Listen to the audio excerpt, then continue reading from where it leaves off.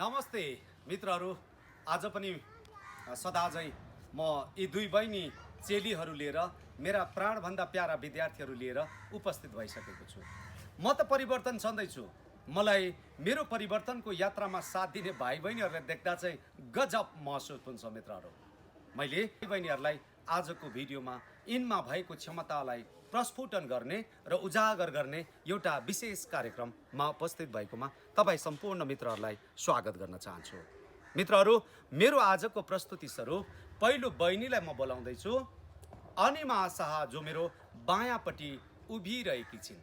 यी धीरताकी खानी, सम्भावनाकी खानी यी बहिनीलाई मेरो भिडियोमा आज राख्नु पाउँदा म अत्यन्त खुसी र हर्षित छु। म स्वागत गर्न चाहन्छु मेरी प्यारी बहिनी, मेरो विद्यालयकी गहना र मेरो जीवनकै प्रेरणाको स्रोत मान्दछु म त मेरा विद्यार्थीहरूलाई। मित्रहरू, मेरी बहिनी अनिमा शाह।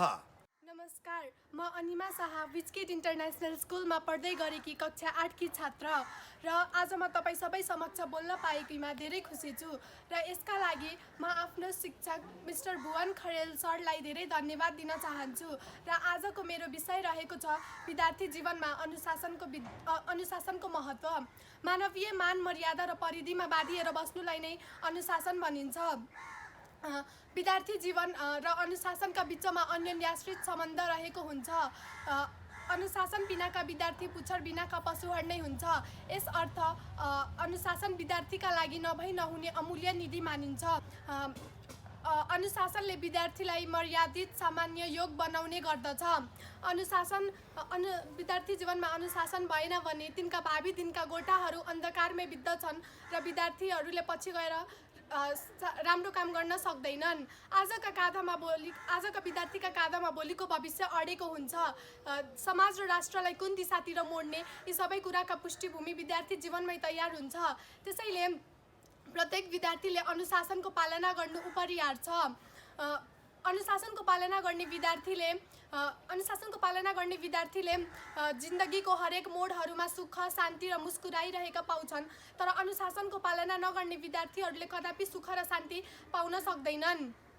जहाँ अनुशासन हुन्छ, जहाँ विद्यार्थीको चर्चा हुन्छ, त्यहाँ अनुशासनको प्रसङ्ग आइहाल्छ। अनुशासित विद्यार्थीलाई विद्यालय, महाविद्यालय, गुरु, शिक्षक एवं प्रधानाध्यापकदेखि लिएर समाजका जुनसुकै मान्छेहरूले पनि मन पराउँछन्। अनुशासित विद्यार्थीलाई सबैले मन पराउँछन्। अनुशासन विद्यार्थीमा मात्र नभएर कुनै पनि मानिसमा भएन भने तिनका अस्तित्व रहन सक्दैन। अनुशासित विद्यार्थीले आफू सिकेको कुराहरू अनपढ अज्ञानहरूलाई सिकाउन सक्छन्। अनुशासन भनेको के हो? अनुशासनको पालना गरिएन भने जीवनमा के कस्ता समस्याहरू आइपर्छन्, यी सबै कुरा विद्यार्थीले आफू सिक्दै अरूलाई पनि सिकाउनु पर्छ। अनुशासनले विद्यार्थीलाई मर्यादित सामान्य योग बनाउन गर्दछ। यस अर्थात् अनुशासन र विद्यार्थीका जीवनका बिचमा गहिरो सम्बन्ध रहेको हुन्छ। अनुशासनका सबै कुरा विद्यार्थीले जीवनको पृष्ठभूमि कालमै सिकिसकेको हुनुपर्छ र विद्यार्थीले अनुशासनको पालना गर्नुपर्दछ। अनुशासनको पालना नगर्ने विद्यार्थीले जीवनमा सफलता पाउन सक्दैनन्। यति भन्दै म आफ्नो भन्ने यही टुङ्ग्याउँछु। धन्यवाद। अब म मेरो साथीलाई यहाँ आफ्नो प्रस्तुति लिएर आउन आग्रह गर्दछु। Hello everyone, it's me, Sastika Acharya. I study in grade 8 in a Viskit International School. Today I am very happy to deliver my speech on sport and its importance. First of all, I want to thank my respected teacher Bhuvan sir for giving me this opportunity. Sport keeps us physically and mentally fit. We can say that sport are played in many countries, just like football, cricket, badminton, basketball, volleyball, and many more.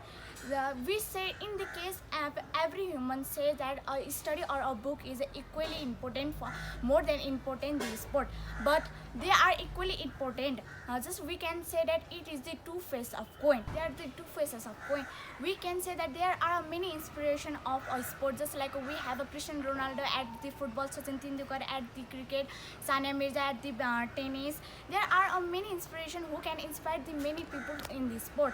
Everybody can say that the sport is not so important than the education, but sport is equally important for the students. Just like we can say that sport could help us to reduce our sleepiness, obesity, and many more diseases. Like if the patient have the heart diseases, blood pressure, and many more diseases, then they can do the sport also.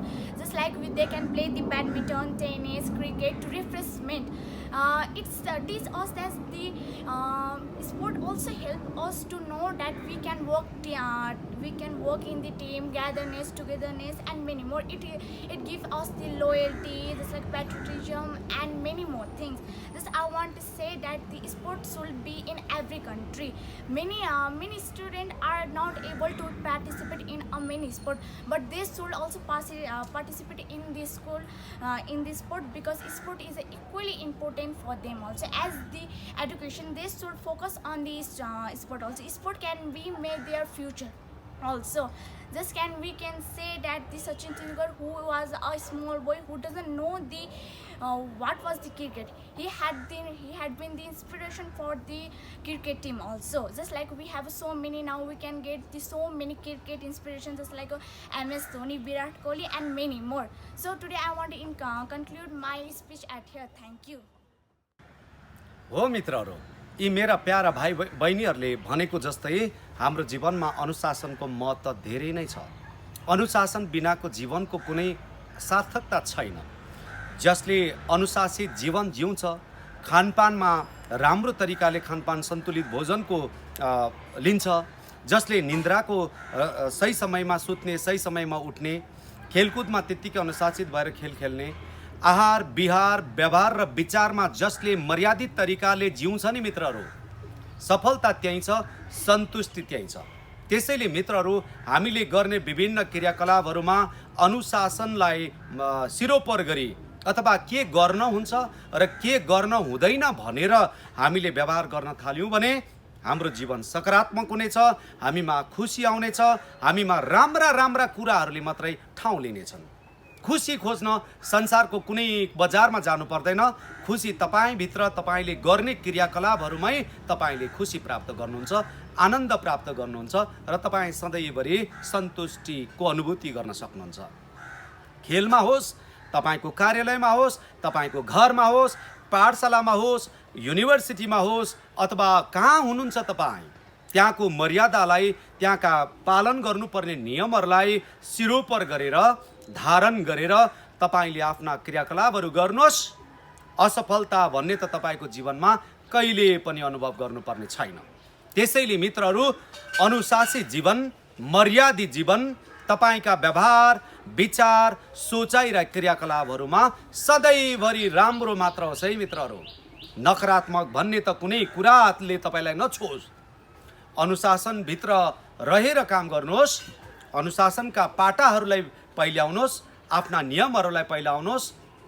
कसलाई सम्मान गर्ने, कसलाई माया गर्ने, कसलाई सहयोग गर्ने, कसलाई तपाईको खाँचो छ त्यहाँ पुग्ने, मिठो वचन बोल्ने, राम्रा शब्दहरूको छनौट गर्ने, यी आदि कार्यहरू गर्नुभयो भने तपाईँ खेलमा पनि सफल हुनुहुन्छ, पढाइमा पनि सफल हुनुहुन्छ, खेतीमा पनि सफल हुनुहुन्छ, व्यवहारमा पनि सफल हुनुहुन्छ, चिन्तनमा पनि सफल हुनुहुन्छ, आध्यात्मिकतामा पनि सफल हुनुहुन्छ। त्यसैले मित्रहरू, मेरो लागि त सबैभन्दा ठुलो मेरो गहना भन्नुहुन्छ भने अनुशासित जीवन हो, मर्यादित जीवन हो। त्यसैले मर्यादालाई पालन गर्नुहोस्। तपाईमा भएका भ्यालुजहरूलाई, तपाईमा भएका नियमहरूलाई तपाईको दिनचर्यामा ढाल्नुहोस् र तिनलाई सिरोपर गरी अगाडि बढ्नुहोस्। तपाईको जीवन असफल भन्ने त काहीँ हुँदैन। सधैँभरि सफलताले तपाईलाई चुम्नेछ। हस्त मित्रहरू, तपाईका सबै पलहरू सफल रहन्, तपाईको शुभ जीवन रहोस्, म यही कामना गर्दछु। फेरि अर्को यस्तै राम्रा प्रस्तुतिहरू लिएर अरू भिडियोहरूमा उपस्थित हुनेछु। आजलाई भने बिदा दिनुहोला। तपाईको सबै चिज, सबै व्यवहार, सबै विचार, सबै आहार सबै राम्रा हुन्छन् भन्ने कामना गर्दछु। जय देश।